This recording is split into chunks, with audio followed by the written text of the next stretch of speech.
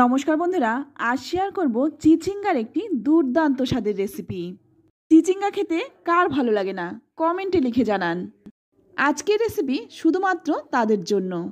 চিচিঙ্গা খাবে না, চিচিঙ্গার এই রেসিপিটি থাকলে গরম গরম এক থালা ভাত শুধু এই দিয়ে খাওয়া হয়ে যাবে, যারা চিচিঙ্গা খেতে একদম পছন্দ করে না। মাত্র 10 মিনিটে বানিয়ে নিন, আর প্রথম পাতেই এটা দিয়ে খাওয়া শুরু করুন। দেখবেন যে আর কোনো কিছুরই প্রয়োজন হবে না। চলুন তাহলে দেখে নেওয়া যাক। প্রথমে এখানে আমি দুটো চিচিঙ্গা নিয়েছি, আপনারা কিন্তু কম বেশি করে নিতে পারেন। চিচিঙ্গাটা কিন্তু আমি প্রথমেই খুব ভালোভাবে ধুয়ে নিয়েছি। এবার এই চিচিঙ্গার গায়ে পাতলা খোসাটা ছাড়িয়ে নেব। তো এইরকমভাবে সমস্ত চিচিঙ্গার খোসাটা ছাড়িয়ে তারপর চিচিঙ্গাটা আরেকবার ধুয়ে নেব। এবার চিচিঙ্গাটাকে কেটে নেব। এর জন্য কিন্তু আমি বটি নিয়েছি। তো আপনারা চাইলে কিন্তু ছুরিতেও কাটতে পারেন। আমার বটিতেই কাটতে বেশি সুবিধা হয়েছে, তাই আমি বটিতেই কেটে দেখিয়েছি। আপনারা কিন্তু অবশ্যই কিন্তু ছুরিতেই কেটে নিতে পারেন। তো দেখুন, আমি কিন্তু চিচিঙ্গাকে একদম সমানভাবে টুকরো টুকরো করে নিয়েছি। এবার এই চিচিঙ্গার দুপাশ থেকে একদম ঝিরিঝিরি করে কেটে নেব। তো একদম কিন্তু বেশি করে কাটবো না, অল্প করে কেটে নেব। বেশি করে কাটলে কিন্তু দুদিক থেকে টুকরো হয়ে যাবে, তাই অল্প অল্প করে সমস্ত চিচিঙ্গাগুলো কেটে নিলাম। তো দেখে বুঝতেই পারছেন আমি কিভাবে চিচিঙ্গাটা কেটেছি। একদম সহজ রেসিপি, খেতে অত্যন্ত সুস্বাদু হয় আর বানানো একদমই সহজ। যেহেতু চিচিঙ্গাটাকে আমি কাটার আগেই ভালোভাবে ধুয়ে নিয়েছি, তাই কাটার পরে কিন্তু আর আমি ধোবো না। এবার এর মধ্যে দিয়ে দিচ্ছি পরিমাণ মতো লবণ, দিয়ে দিচ্ছি হাফ চামচ হলুদ গুঁড়ো, আর দিয়ে দিচ্ছি হাফ চামচের মতো লঙ্কার গুঁড়ো। এটা কিন্তু একটু ঝালঝাল হলেই খেতে বেশি ভালো লাগে। তো এখানে দেখুন আমি সামান্য একটু আদা আর রসুন বেটে নিয়েছি। এই আদা আর রসুনটাকে খুব ভালো করে চিচিঙ্গার গায়ে মেখে নেব। একটু ঘষে ঘষে মেখে নেব, যাতে প্রত্যেকটা চিচিঙ্গার গায়ে খুব ভালোভাবে মশলাটা ঢুকে যায়। এবার দেখুন একটু 1 চামচের মতো নিয়ে নিলাম সর্ষের তেল, আর এই সর্ষের তেলটা দিয়েও খুব ভালোভাবে চিচিঙ্গার গায়ে মেখে নিতে হবে। তো বন্ধুরা, চিচিঙ্গা তো অনেক রকমভাবে খেয়েছেন, একবার এইভাবে খেয়ে দেখুন। আমি গ্যারান্টি দিয়ে বলতে পারি, যেদিন চিচিঙ্গার এই রেসিপিটি হবে অন্য কোনো কিছু তো আর খাবেনই না, শুধুমাত্র এই দিয়েই কিন্তু খেয়ে উঠে যাবেন। তো দেখুন খুব ভালোভাবে চিচিঙ্গাটাকে মেখে নিয়েছি। এবার আমি 10 মিনিটের জন্য ঢেকে রেখে দেব।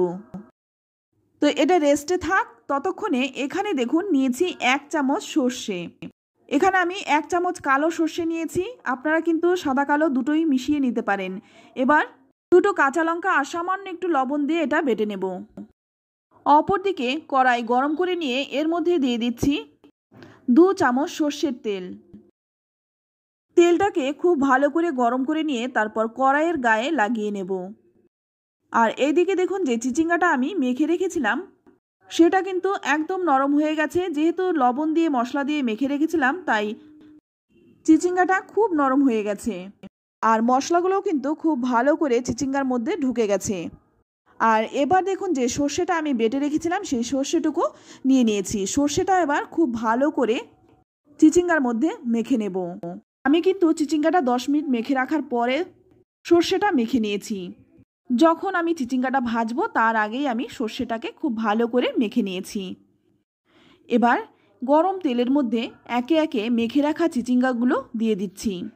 আর প্লেটের মধ্যে যেই এক্সট্রা মশলাটুকু লেগেছিল সেটাও কিন্তু আমি চিচিঙ্গার মধ্যে দিয়ে দিলাম।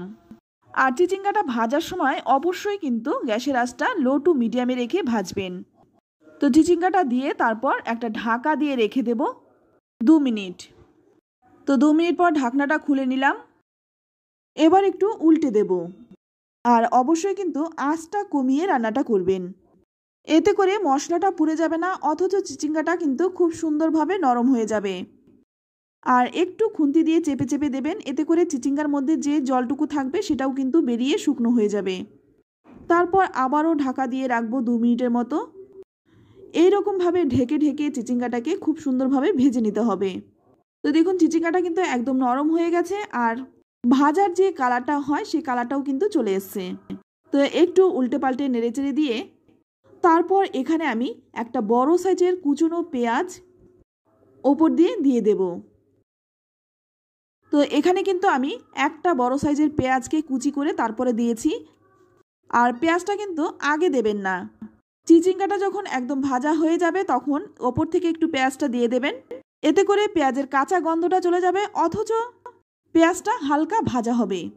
তো একটু হালকা করে নেড়েচেড়ে দিয়ে তারপর 1 মিনিটের মতো ঢেকে রেখেছিলাম। তো ঢাকনা খুলে আবারও একটু নেড়েচেড়ে দিচ্ছি। তো আপনারা দেখতেই পাচ্ছেন পেঁয়াজটা কিন্তু একদম পুড়ে যায়নি। পেঁয়াজটা যদি এইরকম হালকা ভাজা হয় সেটাই কিন্তু খেতে বেশি ভালো লাগে।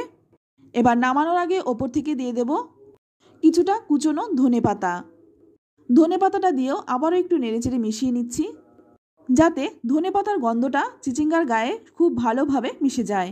এবার নেড়েচেড়ে মিশিয়ে নিয়ে ঢেকে রাখবো যতক্ষণ না পরিবেশন করছি। তো বন্ধুরা, আমি একটু পরিবেশন করে আপনাদেরকে দেখিয়ে দিচ্ছি দেখতে কতটা লোভনীয় হয়েছে, খেতেও কিন্তু অত্যন্ত সুস্বাদু হয়।